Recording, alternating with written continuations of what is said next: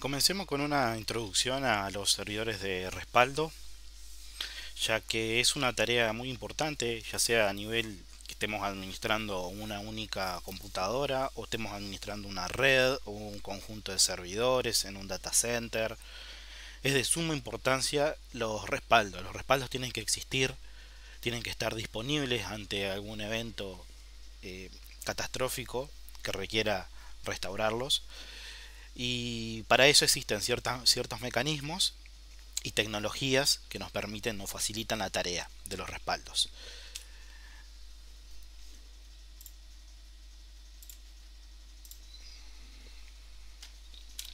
Primero veamos cómo diseñar una estrategia de respaldo y veamos el ejemplo de un software que nos permite, nos facilita la tarea. Software de respaldo que nos facilitan la tarea existen varios. Nosotros vamos a ver este ejemplo que modela cómo serían las demás soluciones. Básicamente todas son una solución de modelo cliente-servidor. De manera general, el administrador del sistema o de los sistemas tiene que estar monitoreando la performance de esos sistemas. Tiene que saber el espacio libre que tiene en cada una de las computadoras de la red que administra, de sus servidores. Sin tener este tipo de información, el administrador no puede prever ninguna falla. No es lo mismo que tengamos una computadora que esté funcionando eh, un par de horas al día que una computadora que esté todo el día encendida. No es lo mismo un disco que está almacenando información de manera periódica a un disco a la cual no se utiliza o ni siquiera se energiza. Toda esa información el administrador tiene que tenerla, tiene que llevar un registro de esa información. De esta manera el administrador puede generar posibles fallas que vayan a ocurrir a lo largo del tiempo. Un estudio realizado por Google Labs, eh, mencionamos este estudio por la infraestructura que tiene Google, de miles y miles y miles de equipos, de servidores, etcétera. Un estudio que determinó Google en su infraestructura es que un disco de almacenamiento, un disco magnético, tiene una probabilidad de un 75% de sobrevivir 5 años, dándole el uso que corresponde, ¿no? ¿Qué significa esto? Si nosotros tenemos un disco en nuestra red, que administramos, en nuestros servidores, en nuestros equipos, es muy probable que pueda sobrevivir, pueda trabajar 5 años. Si el equipo, si el dispositivo que tenemos está llegando a ese tiempo de vida, es muy probable que pueda fallar. Existe un 25% de probabilidad de que falle ese disco. Es por eso que se debe de proteger los datos que están almacenados en esos discos contra pérdidas.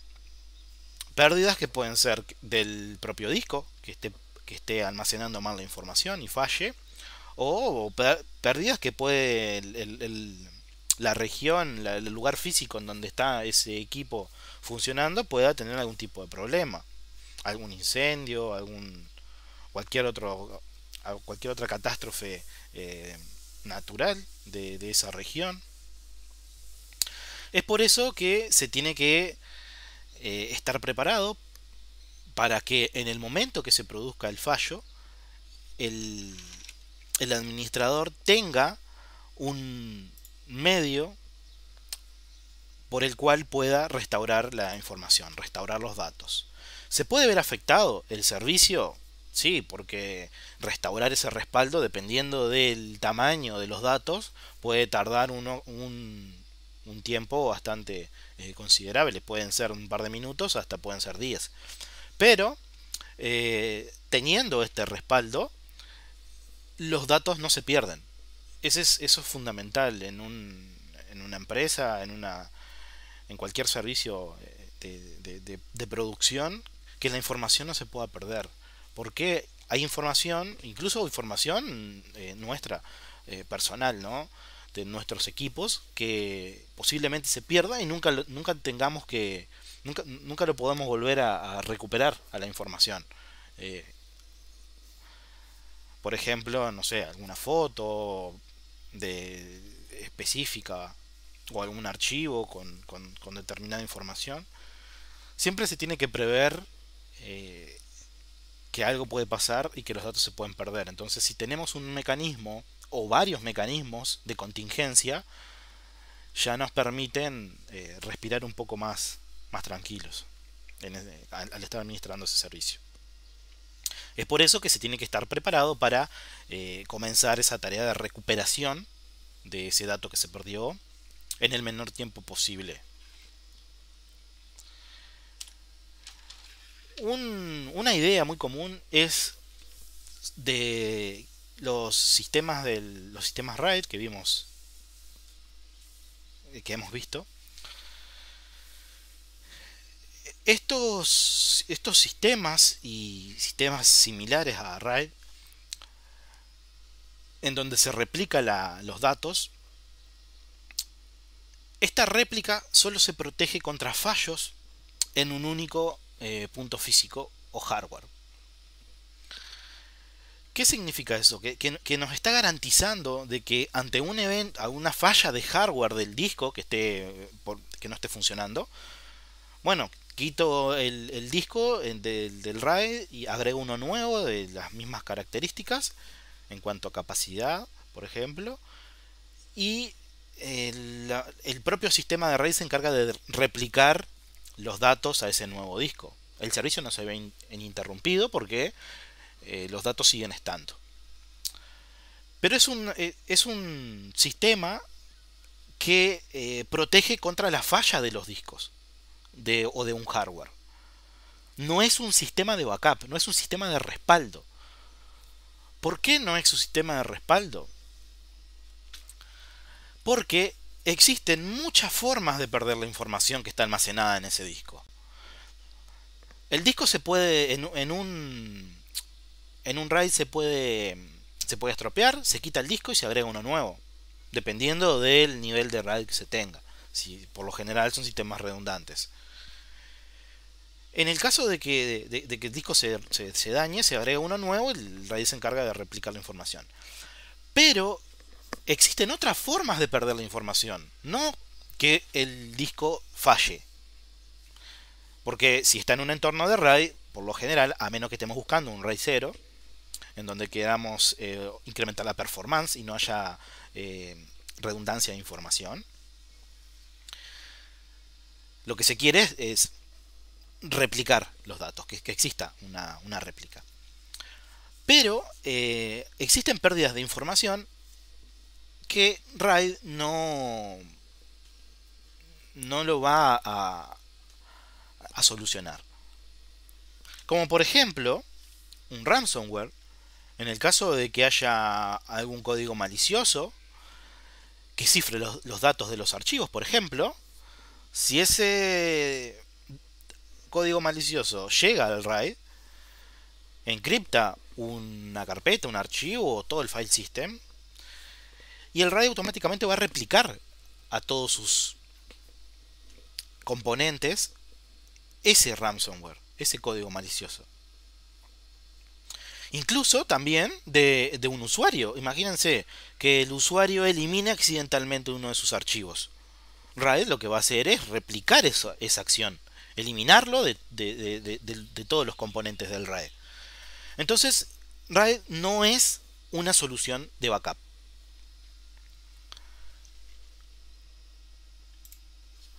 Antiguamente se solía utilizar medios magnéticos, las cintas específicas, para el almacenamiento del backup. La cinta es el medio es más económico, más lento, pero puede almacenar grandes volúmenes de información. En la actualidad, gracias a que el tamaño en los medios de almacenamiento, sea un disco magnético, sea un disco sólido, eh, han incrementado su tamaño.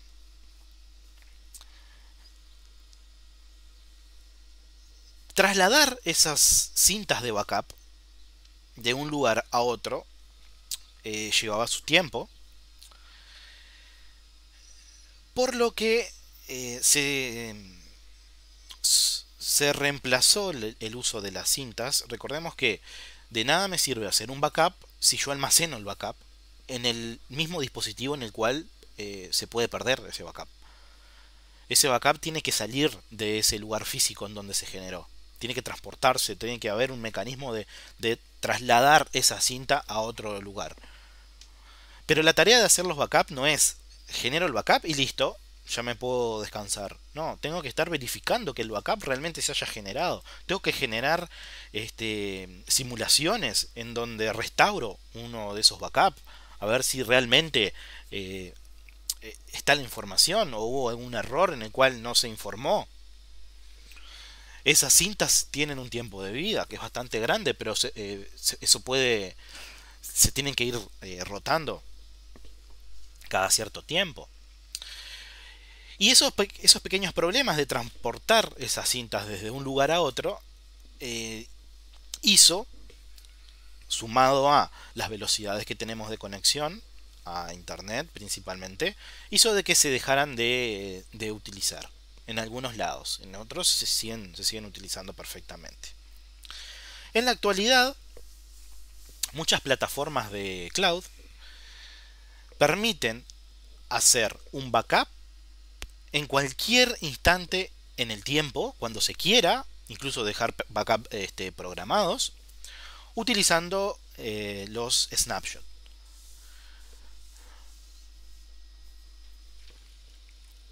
Estos snapshots pueden ser programados. Por lo general, el proveedor de la cloud va a implementar un sistema de pago mensual mediante el cual va a cobrarle al cliente por el espacio en que se utiliza cada uno de esos snapshots. Lo bueno al estar el backup en una cloud es que lo podemos migrar muy fácilmente y no tener que pensar en el traslado, en la logística de mover un respaldo a otro. O sea,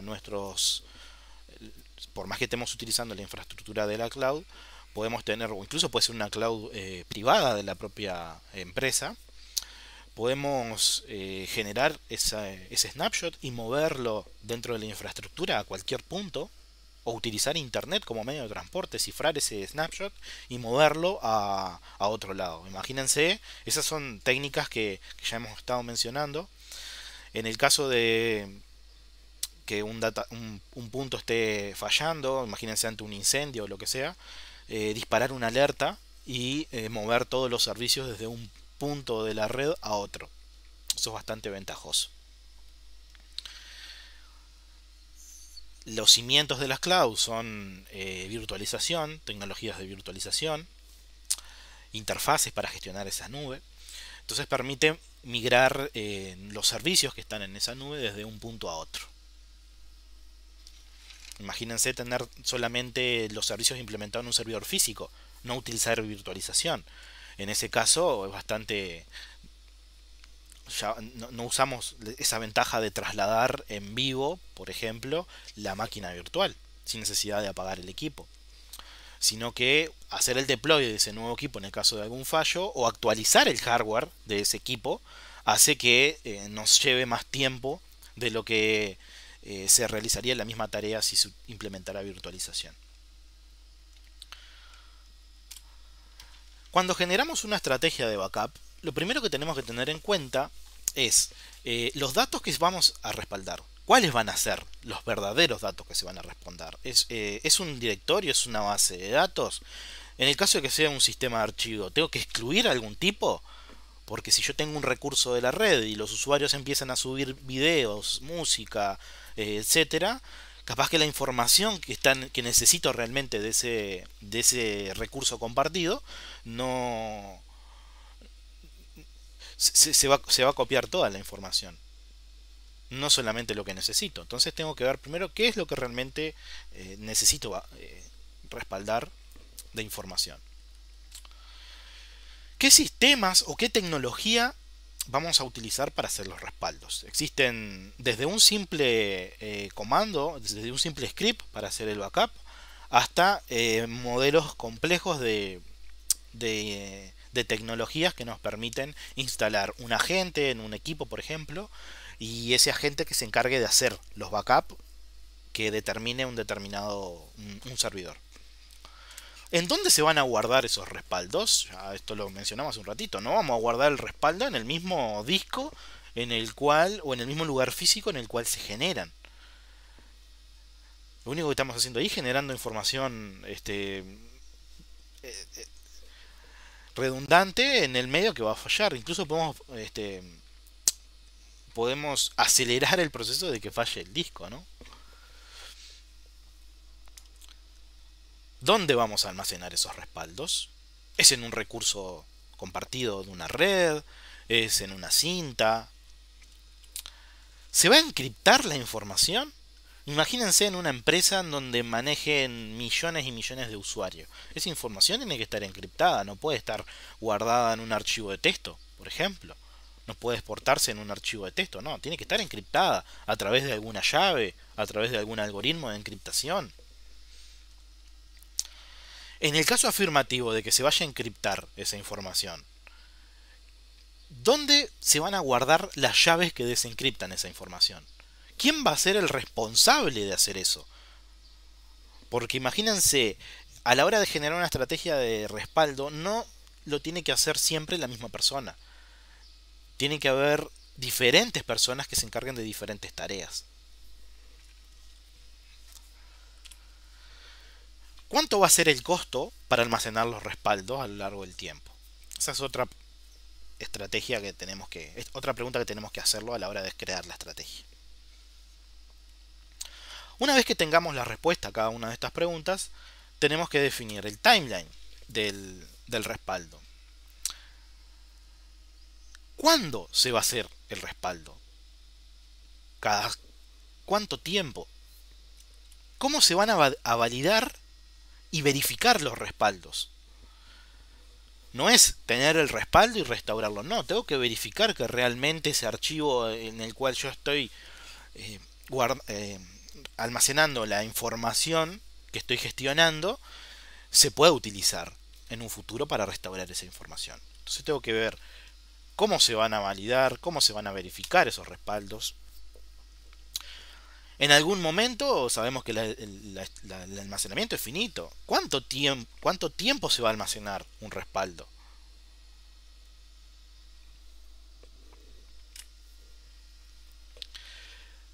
¿Quién va a ser el administrador del respaldo?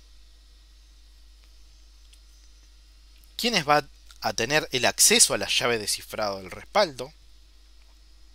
¿Quién va a ser el encargado de realizar la verificación de los respaldos? Lo mismo, ¿quién se va a encargar de validar a los respaldos? Y hacer pruebas de restauración para verificar que esté todo funcionando correctamente. Luego, el uso y la protección que le vamos a dar al respaldo. ¿Cómo va a ser el momento en el cual se produzca un problema y tengamos que acudir a un respaldo? Ante una determinada emergencia, ¿cómo se van a respaldar? ¿Cómo se van a restaurar esos respaldos? ¿Cómo se va a verificar que los respaldos no están corruptos, no están modificados? De nada me sirve que el malware también, imagínense, me encripte el respaldo. El día que lo vaya a usar y me tope con que el archivo está encriptado, ahí sí va a haber un problema. ¿Cómo se va a proteger ese respaldo? Si utiliza un proveedor del tipo nube, por ejemplo, una cloud. El proveedor de la cloud puede acceder a esa información. Bueno, pero ¿cómo lo voy a proteger a esa información del proveedor? El proveedor me tiene que garantizar de que él me da el lugar donde almacene la información. Y que por ningún motivo, él pueda analizar esa información. Pero no necesitamos ir muy lejos. Pueden ocurrir filtraciones a grandes proveedores de cloud. Incluso han ocurrido. O ante un gobierno también. En el caso de que un gobierno del país en donde estoy quiera acceder a esa información. Existen soluciones que implementan los gobiernos para analizar los datos. Así sea por orden de un juez o, o imagínense un administrador de que esté trabajando en ese gobierno que se encargue de filtrar información. Algo que ya ha pasado en otros países. Entonces tenemos que proteger la información. No por el hecho de utilizar una cloud, decir, ah, no, mis datos están en la cloud. Bueno, pero la cloud tiene problemas, tiene brechas de seguridad. Que no nos enteremos es otra cosa. Pero tiene la posibilidad de que la información se filtre por ahí. Entonces tenemos que también anticiparnos a eso y proteger nuestros datos en esa cloud, nuestros respaldos en esa cloud. Una solución bastante utilizada es un software open source de respaldo que utiliza una arquitectura de modelo cliente-servidor, que se llama URBACAP. Esta solución lo que hace es, se instala en un servidor, la versión del servidor, y en los clientes se instala el agente. Ese agente se configura para que reporte ante ese servidor. En el servidor vamos a tener una interfaz en donde nosotros vamos a generar los respaldos, generar los programas, los cronogramas en donde se van a ejecutar cada respaldo, qué archivos vamos a respaldar, qué datos, qué paths. Y el agente lo que hace es toma los datos de ese servidor y los procesa en el cliente, genera ese backup y se lo manda al servidor. Nos permite hacer el respaldo de los archivos e imágenes mientras el sistema está funcionando, sin necesidad de tener el sistema operativo en un estado de mantenimiento cuando se esté generando el respaldo. Funciona como proceso en segundo plano. De esta manera se incrementa la velocidad de los respaldos. Se pueden utilizar respaldos incrementales, o sea, no generar siempre el mismo archivo con los mismos datos. Genero un respaldo de los datos, un respaldo completo, y luego las modificaciones las voy anexando en archivos incrementales. Lo bueno que tiene es que la interfaz es una interfaz web y los archivos se pueden restaurar desde su interfaz web, desde el cliente o desde el explorador de archivo. En el caso que queramos restaurar una partición, lo podemos hacer desde un disco booteable, lo podemos hacer mediante un booteo a través de la red o a través de una memoria USB. Al tener esta interfaz web permite una fácil gestión para los administradores. Es multiplataforma, ya que el servidor y los clientes se pueden instalar tanto en Windows, en Linux o en FreeBSD.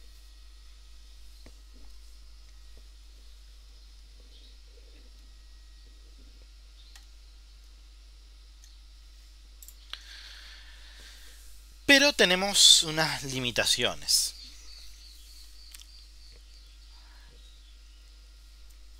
Las imágenes de los respaldos solo funcionan con sistemas con particiones que estén en formato NTFS y con el cliente de Windows.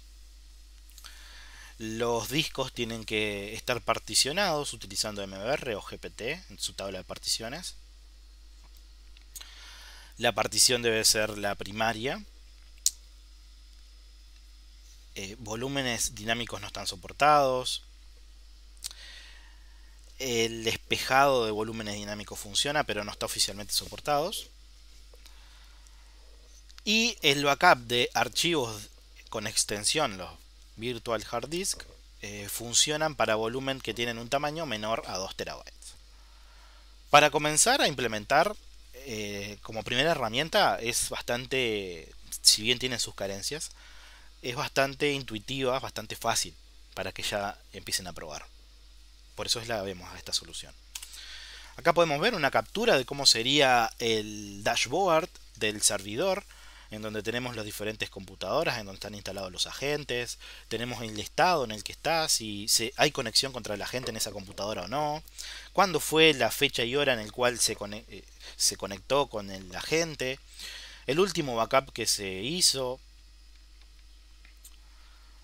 el estado del último backup e información varias. Esto es bastante intuitivo. Imagínense tener una red de decenas y decenas de equipos, gestionar los respaldos mediante esta interfaz bastante sencillo. Después, bueno, en el caso que se estén haciendo los respaldos en un determinado momento, cómo ver el estado en el que va ese respaldo, la velocidad, el tiempo en el cual finaliza, y después tenemos la lista de logs de actividades. En el caso de que se quiera hacer o respaldar un determinado archivo, se incorpora en la barra contextual del sistema operativo en el explorador de Windows para restaurar un respaldo de ese archivo o backupearlo. También existe un cliente en el cual el cliente en este caso está ejecutando en Linux. El cliente puede ejecutar una operación de respaldo incremental, por ejemplo. Acá ya se hizo el respaldo, se listan los respaldos. Mencionamos la posibilidad de restaurar mediante un disco de buteo o a través de la red un respaldo, ¿no? Casi booteamos, nos da la posibilidad la herramienta de generar un disco de respaldo en donde podemos conectarnos a los equipos y restaurar un backup o hacer un backup, y en donde lo vamos a restaurar. Esto es bastante interesante porque imagínense que cuelgan en un recurso compartido los backups y bootean el equipo que quieran restaurar el respaldo y indican desde ese recurso cuál es el backup que se quiere restaurar. La instalación en el caso de Linux es bastante sencilla. Se descarga el código fuente, el paquete .dev del fabricante, y se lo instala con el comando de pkg -i y el nombre del paquete. Tengan en cuenta que en el momento que estén viendo el video puede cambiar esta URL, ¿no? Adecuándose a la última versión estable de la aplicación.